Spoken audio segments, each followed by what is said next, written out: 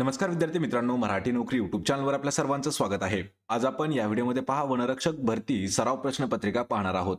आणि मित्रांनो, आपण या व्हिडिओमध्ये वनरक्षक भरती जी 2023 साली झालेली आहे त्यातील महत्त्वाचे असणारे प्रश्न आपण रिव्हिजन म्हणून या व्हिडिओमध्ये घेत आहोत. हे सर्वच्या सर्व प्रश्न आपल्याला TCS पॅटर्न नुसार घेण्यात आलेले सामान्य ज्ञानचे प्रश्न आहेत.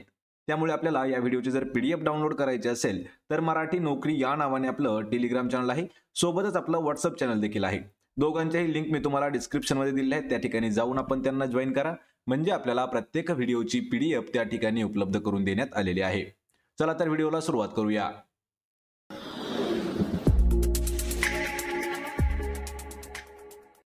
प्रश्न क्रमांक पहिला आहे, 1929च्या काँग्रेस अधिवेशनात संपूर्ण स्वातंत्र्याची उद्दिष्ट घोषित केले गेले.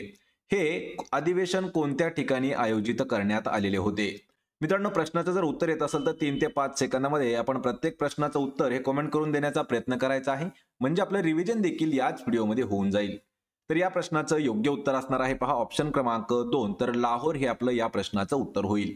याविषयी काही आपण महत्त्वाचे नोट्स देखील घेतलेले आहेत. तर नोट्समध्ये काय आहे, 31 डिसेंबर 1929 रोजी तत्कालीन पंजाब प्रांताची राजधानी लाहोर या ठिकाणी भारतीय राष्ट्रीय काँग्रेसचे वार्षिक अधिवेशन भरले होते. या ऐतिहासिक अधिवेशनामध्ये काँग्रेसचा संपूर्ण स्वराज याचा जाहीरनामा तयार करण्यात आला आणि संपूर्ण स्वराज हे काँग्रेसचे प्रमुख ध्येय त्यांनी घोषित केलं होतं. तर या अधिवेशनाच्या अध्यक्षपदी जवाहरलाल नेहरू यांची निवड करण्यात आलेली होती. मित्रांनो, आपल्याला यावरती अजून एक प्रश्न नेहमी विचारलेला आहे.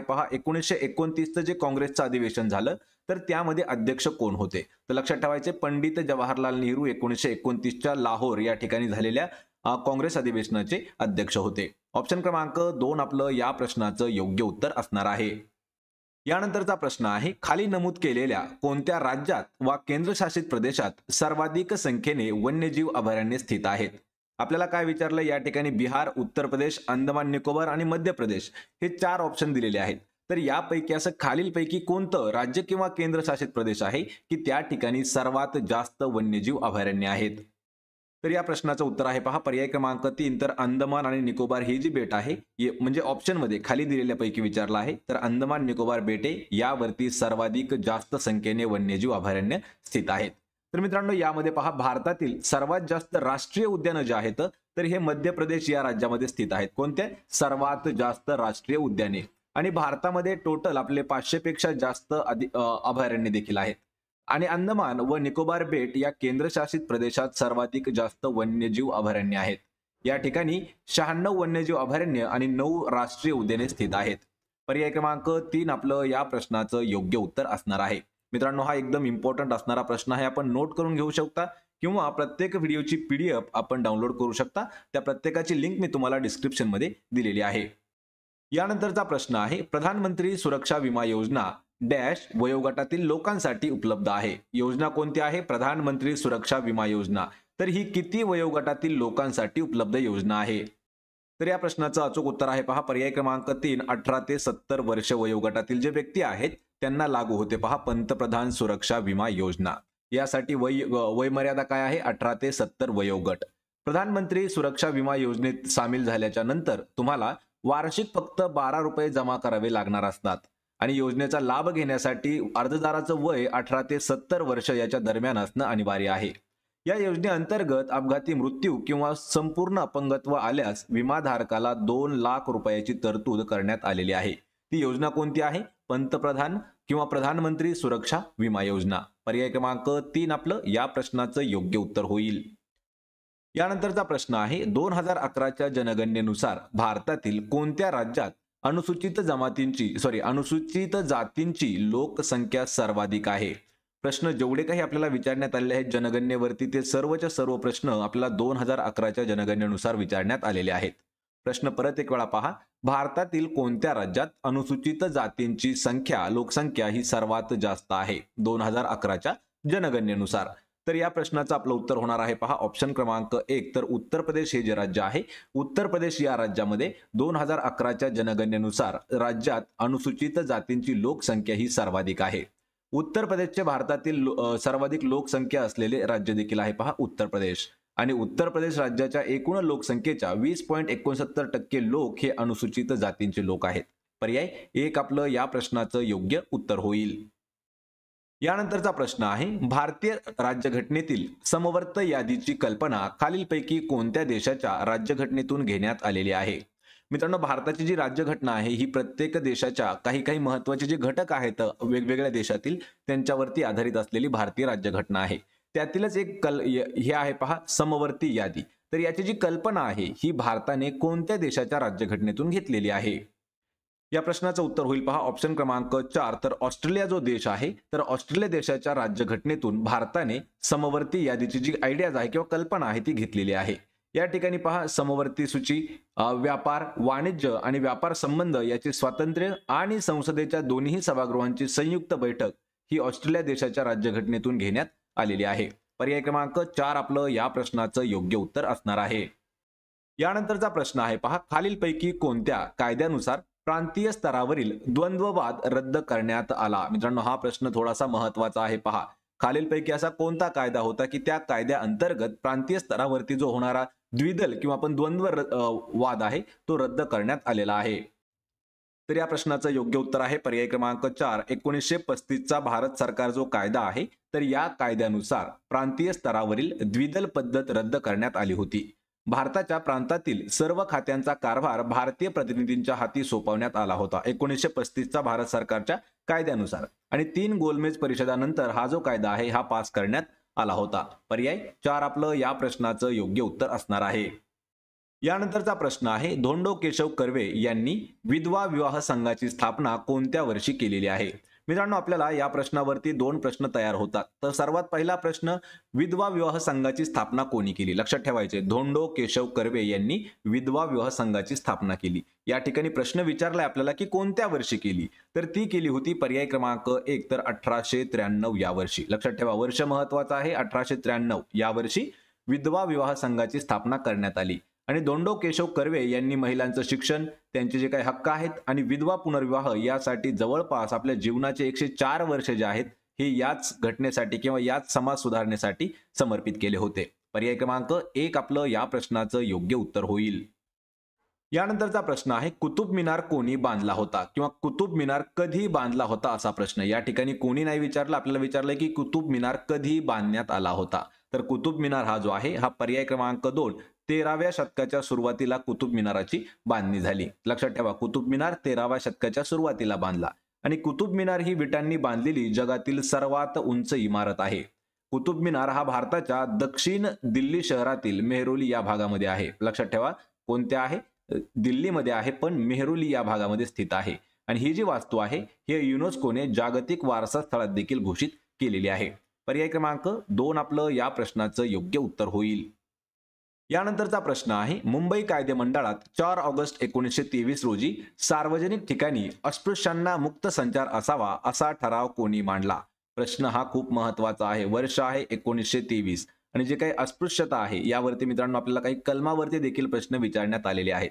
पण या ठिकाणी प्रश्न काय विचारला आहे? मुंबई कायदेमंडळामध्ये 4 ऑगस्ट 1923 रोजी सार्वजनिक ठिकाणी अस्पृश्यांना मुक्त संचार असावा असा ठराव कोणी मांडला? तर हा जो ठराव आहे हा मांडला होता ऑप्शन क्रमांक 3, तर सीताराम बोले यांनी. मित्रांनो, हा प्रश्न खूप महत्वाचा असणारा प्रश्न आहे. हा प्रश्न आपण कम्युनिटीमध्ये पोल केला होता, त्या ठिकाणी जवळपास 28% विद्यार्थ्यांचे चुकीचे उत्तर आलेले होते. पर्याय क्रमांक 3 आपलं या प्रश्नाचं योग्य उत्तर होईल. यानंतरचा प्रश्न आहे पहा, भारत सरकारचे सर्व कार्यकारी अधिकार कोणाच्या नावावरती आहेत? लक्षात ठेवा, सर्व कार्यकारी अधिकार कोणाचे? भारत सरकारचे. तर हे कोणाच्या नावावर असतात? हे असतात भारताचे जे आपले राष्ट्रपती आहेत, राष्ट्रपतींच्या नावावरती असतात पहा भारताचे सर्व कार्यकारी अधिकार. तर भारतीय संविधानाच्या अनुच्छेद 53 मध्ये नमूद केल्याप्रमाणे राष्ट्रपती आणि त्यांच्या अधिकारांचा प्रत्यक्ष किंवा त्यांच्या हाताखालील अधिकाऱ्यांमार्फत वापर करू शकतात.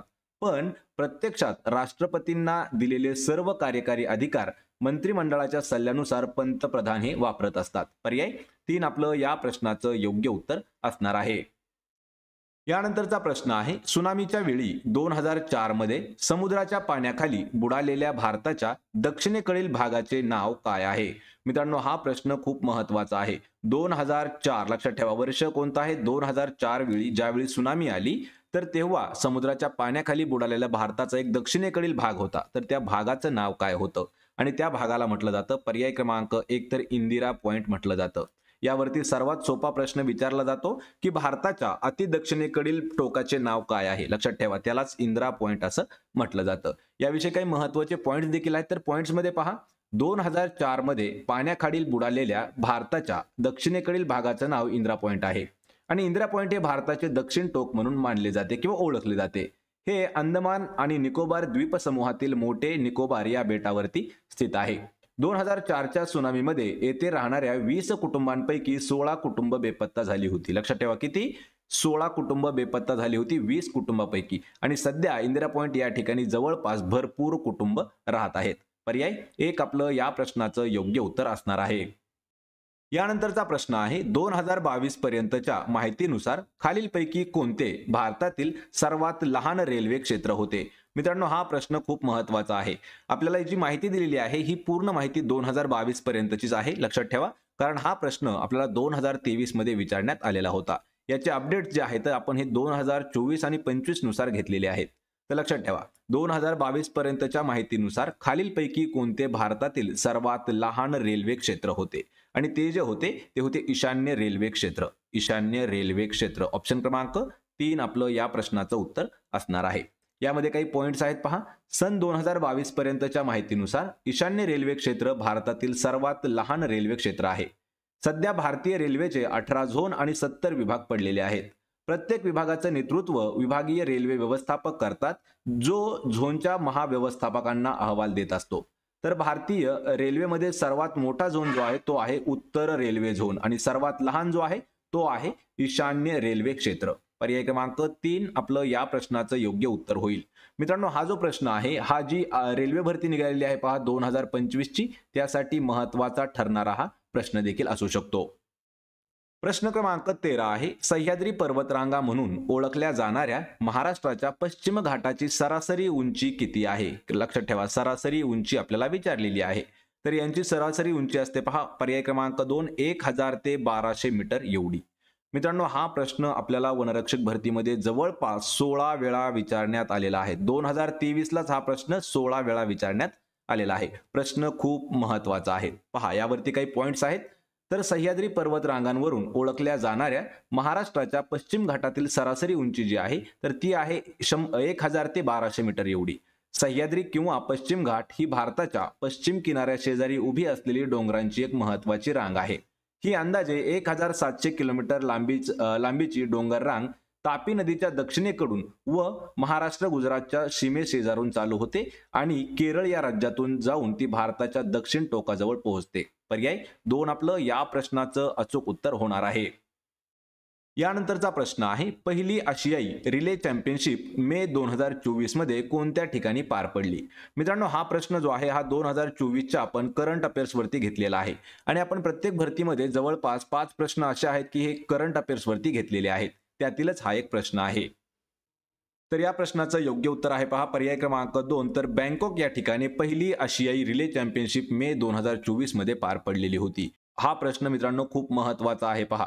21 मे 2024 रोजी बँकॉक म्हणजेच काय तर थायलंड या देशामध्ये झालेल्या पहिल्या आशियाई विश्व चॅम्पियनशिपमध्ये किंवा विश्व चॅम्पियनशिपमध्ये भारतीय ॲथलेटिक दलाने 3 पदकं जिंकली होती. त्यामध्ये भारतीय संघाने 4x400 म्हणजे 1600 मीटर मिश्र रिलेमध्ये 3 मिनिटे 14 सेकंद या राष्ट्रीय विक्रमासह एक सुवर्ण पदक मिळवलं होतं. त्यामध्ये मोहम्मद अजमल, ज्योतिका दांडी, अमोल जेकब आणि सुभा व्यंकटेशने सहभाग घेतला होता. पर्याय क्रमांक 2 आपलं या प्रश्नाचं योग्य उत्तर असणार आहे. प्रश्न 15वा आहे, काकोरी कांड किंवा काकोरी ट्रेन दरोड्यानंतर आरोपींवर कोणाच्या सत्र न्यायालयामध्ये खटला चालवण्यात आला होता. हा देखील प्रश्न खूप महत्वाचा आहे. TCS जे आहे मित्रांनो हे डीप मधले प्रश्न घेतं, पण हे प्रश्न सगळे सोपे प्रश्न असतात. ज्यावेळी आपण अभ्यास करतो त्यावेळी हे प्रश्न खूप सोपे असतात, कारण सर्वच्या सर्व प्रश्न आपल्याला स्टेट बोर्डच्या पुस्तकांवरती दिलेले असणारे आहेत. तर काकोरी कांड किंवा काकोरी ट्रेन दरोडा जो झाला तर त्यातील जे आरोपी होते तर त्या आरोपींवर कोणत्या सत्र न्यायालयामध्ये खटला चालवला होता. तर या प्रश्नाचं योग्य उत्तर आहे पहा ऑप्शन क्रमांक 3. तर हॅमिल्टन या सत्र न्यायालयामध्ये तो खटला चालला होता. या ठिकाणी पहा, आरोपींवर म्हणजे काय दिलेलं आहे की पुस्तकानुसार ते आरोपी होते, पण ज्यांनी जो दरोडा टाकला होता ते भारताच्या दृष्टीने क्रांतिकारक होते. यामध्ये पहा, काकोरी कटाविषयी काही थोडीशी माहिती पाहूया. काकोरी कट जो आहे हा लखनौ जवळील काकोरी या गावामध्ये 9 ऑगस्ट 1925 रोजी रेल्वेमध्ये असलेला खजिना जो आहे तो लुटण्याचा एक कट होता. यामध्ये रामप्रसाद बिस्मिल, अशफाक उल्ला खान, राजेंद्र लाहिरी, चंद्रशेखर आझाद, ठाकूर रोशन सिंग व इतर क्रांतिकारक खजिना लुटण्यासाठी गेले होते. तर या सर्व क्रांतिकारकांवरती खटला 1 मे 1926 रोजी न्यायमूर्ती ए हॅमिल्टन यांच्या विशेष सत्र न्यायालयामध्ये सुरू करण्यात आलेला होता. या ठिकाणी महत्वाचं आहे पहा, काकोरी कांडमध्ये पकडलेले कोण कोण होते किंवा त्यांच्यावरती खटला चालवला होता. रामप्रसाद बिस्मिल, अशफाक उल्ला खान, राजेंद्र लाहिरी, चंद्रशेखर आझाद आणि ठाकूर रोशन सिंग हे त्या ठिकाणी होते. पर्याय क्रमांक 3 आपलं या प्रश्नाचं योग्य उत्तर असणार आहे. यानंतरचा प्रश्न आहे, महाराष्ट्रातील दलित चळवळीला आकार देणारे सर्वात प्रभावशाली व्यक्तिमत्व खालीलपैकी कोण होते. या ठिकाणी पहा, दलित चळवळ आणि महाराष्ट्र राज्य यावरती खूप वेळा प्रश्न विचारण्यात आलेले आहेत मित्रांनो. तर महाराष्ट्रातील दलित चळवळीला आकार देणारं व्यक्तिमत्व होतं डॉक्टर बाबासाहेब आंबेडकर. पर्याय 1 आपलं या प्रश्नाचं उत्तर होईल. त्यांच्याविषयी काही महत्वाचे नोट्स आहेत पहा. महाराष्ट्रातील दलित चळवळीला आकार देणारे सर्वात प्रभावशाली व्यक्तिमत्व डॉक्टर बाबासाहेब आंबेडकर होते, ज्यांनी वसाहती काळामध्ये समाजाचे प्रतिनिधित्व केलं आणि त्यानंतर भारतीय राज्यघटनेचे मुख्य शिल्पकार म्हणून त्यांनी काम पाहिलं. आणि दलित चळवळीचं ब्रीदवाक्य काय होतं, तर सर्वांसाठी समानता हे दलित चळवळीचं ब्रीदवाक्य होतं. पर्याय क्रमांक 1 आपलं या प्रश्नाचं योग्य उत्तर होईल. यानंतरचा प्रश्न आहे पहा, खालीलपैकी कोणती नदी विंध्य पर्वताच्या पश्चिम घाटात उगम पावते आणि दक्षिणेकडे खंबातच्या आखातात जाऊन मिळते. मित्रांनो, नदी प्रणाली, भारतीय आणि महाराष्ट्र नदी प्रणाली यावरती आपल्याला खूप वेळा प्रश्न विचारण्यात आलेले आहेत. तर या प्रश्नाचं उत्तर आहे पहा पर्याय क्रमांक 4. तर मही नदी ही जी नदी आहे ही नदी विंध्य पर्वताच्या पश्चिम भागामध्ये उगम पावते आणि दक्षिणेकडे खंबातच्या आखाताला जाऊन मिळते. पर्याय क्रमांक 4 आपलं या प्रश्नाचं योग्य उत्तर असणार आहे. प्रश्न क्रमांक 18 आहे, खालीलपैकी कोण महाराष्ट्रातील शेतकरी संघटना व शेतकरी महिला आघाडीचे संस्थापक होते. प्रश्न खूप इम्पॉर्टंट आहे. महाराष्ट्रातील शेतकरी संघटना व शेतकरी महिला आघाडीचे संस्थापक कोण होते, तर ते होते पर्याय क्रमांक 2 शरद अनंतराव जोशी. हे जे आहेत हे शेतकरी चळवळीतील महत्वाचे नेते म्हणून ओळखले जातात. महाराष्ट्रासह पंजाब, हरियाणा, उत्तर प्रदेश, मध्य प्रदेश, बिहार, राजस्थान, कर्नाटक, केरळ, आंध्र प्रदेशमध्ये ही शेतकरी आंदोलनं त्यांनी उभारली होती. आणि स्त्रियांच्या प्रश्नावरती वेळोवेळी आवाज उठवणारे होते पहा शरद जोशी. शरद जोशी हे महाराष्ट्रातील शेतकरी संघटना तसेच शेतकरी महिला आघाडीचे संस्थापक म्हणून ओळखले जातात. पर्याय क्रमांक 2 आपलं या प्रश्नाचं योग्य उत्तर असणार आहे. प्रश्न क्रमांक 19 आहे, खालीलपैकी कोणती संस्था गोपाळ गणेश आगरकर यांच्याशी संबंधित नाही असं आपल्याला विचारलेलं आहे. आणि या प्रश्नाचं योग्य उत्तर काय आहे, तर पर्याय क्रमांक 2. तर परमहंस मंडळी ही गो ग आगरकर यांच्याशी संबंधित नाही. त्यांच्यामध्ये पहा Fergusson college, new English school आणि डेक्कन एज्युकेशन सोसायटी ह्या ज्या 3 संस्था आहेत यांच्याशी संबंधित आहेत गोपाळ गणेश आगरकर. पण परमहंस मंडळीची स्थापना दुर्गाराम मेहताजी, दादोबा पांडुरंग आणि त्यांच्या मित्राच्या एका गटाने केलेली होती. परमहंस मंडळी हा एक गुप्त सामाजिक धर्मगट होता ज्याची स्थापना 1849 मध्ये मुंबई या ठिकाणी करण्यात आली. गोपाळ गणेश आगरकर हे महाराष्ट्रातील विचारवंत, समाजसुधारक, पत्रकार तसेच शिक्षक तज्ज्ञ होते. त्यांनी समाज प्रबोधन करण्यासाठी सुधारक, केसरी व मराठा या वृत्तपत्रांचा आधार घेतला. पर्याय क्रमांक 2. तर परमहंस मंडळीशी त्यांचा काहीही संबंध येत नव्हता. प्रश्न क्रमांक 20 आहे, national bank for agriculture and rural development म्हणजेच नाबार्ड. तर नाबार्डची स्थापना जुलै 1982 मध्ये डॅश समितीच्या शिफारशीनुसार करण्यात आली. आणि या प्रश्नाचं उत्तर आहे पर्याय क्रमांक 2. तर बी शिवरामन समिती यांच्या शिफारशीनुसार कधी 1982 या वर्षी नाबार्डची स्थापना करण्यात आलेली आहे. नाबार्डचे काही महत्वाचे पॉइंट्स पहा मित्रांनो. तर पॉइंट्स मध्ये काय आहे, बी शिवरामन यांच्या अध्यक्षतेखाली स्थापन करण्यात आलेल्या समितीच्या शिफारशीनुसार नाबार्ड कायदा 1981 मध्ये संसदेमध्ये तो पास करण्यात आला होता. आणि आरबीआयच्या कृषी पतविभाग, ग्रामीण नियोजन आणि पतकक्ष या कृषी पुनर्वित्त व विकास महामंडळ यांच्या एकत्रिकीकरणातून 12 जुलै 1982 रोजी नाबार्डची स्थापना करण्यात आली. नाबार्डचा फुल फॉर्म मित्रांनो लक्षात ठेवायचा आहे, national bank for agriculture and rural development. पर्याय क्रमांक 1 आपलं या प्रश्नाचं उत्तर होईल बी शिवरामन समिती यांच्या शिफारशीनुसार नाबार्डची स्थापना करण्यात आलेली आहे. तर मित्रांनो हे होते पहा महत्वाचे आपले 20 प्रश्न. या 20 प्रश्नापैकी किती प्रश्नाची उत्तर देता आली हे मला कमेंट करून नक्की सांगा. हे सर्वच्या सर्व प्रश्न आपल्याला 2023च्या वनरक्षक भरतीमध्ये TCS पॅटर्न नुसार घेतलेले होते. व्हिडिओ जर आवडला तर व्हिडिओला आपल्या लाईक करा, मित्रांमध्ये व्हिडिओ शेअर करा आणि आपल्या मराठी नोकरी या यूट्यूब चॅनलला सबस्क्राईब करून ठेवा. तसेच मित्रांनो, प्रत्येक व्हिडिओची PDF जर आपल्याला डाउनलोड करायची असेल अगदी फ्रीमध्ये, तर मराठी नोकरी या नावाने आपलं टेलिग्राम आहे, त्याची देखील लिंक मी तुम्हाला डिस्क्रिप्शनमध्ये दिलेली आहे. त्या ठिकाणी जाऊन त्याला देखील जॉईन करायचं आहे. आपण भेटूया पुढच्या एका अशाच नवीन व्हिडिओमध्ये. तोपर्यंत जय हिंद, जय महाराष्ट्र.